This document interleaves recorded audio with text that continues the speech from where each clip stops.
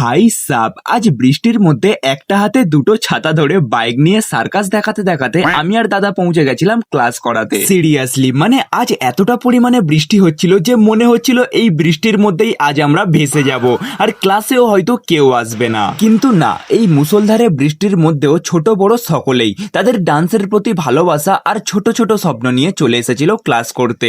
অনেকেরই দূরে বাড়ি, তারা ক্লাসে আসতে পারেনি ঠিকই, কিন্তু হ্যাঁ মোটামুটি অনেকেই আজ ক্লাসে এসেছিল। আর এই দেখো, আমি আর দাদা আজ ক্লাসে গিয়ে আবার একটা করে গিফট পেয়েছি। সত্যি টিচার হওয়ার একটা আলাদাই মজা আছে। স্টুডেন্টদের কাছ থেকে পাওয়া এই ছোট ছোট ভালোবাসাগুলো আমার যেন সব কষ্ট দূর করে দেয়। এরপর ছোট বড় সকলকে ক্লাস করিয়ে ইয়াসের সাথে একবার দেখা করতে গেছিলাম, বিকজ ভাই পড়াশোনার জন্য কাল শান্তিনিকেতন চলে যাবে। ওর একটা ইয়ার রিং আমার খুব পছন্দ হয়েছিল, সেই জন্য আমি ওকে বলেছিলাম ওরকম ধরনের কোথাও পেলে আমার জন্য একটা নিয়ে আসবি। তাই ও যাওয়ার ঠিক আগের দিন আমাকে এই ইয়ার রিংটা দিয়ে গেছে।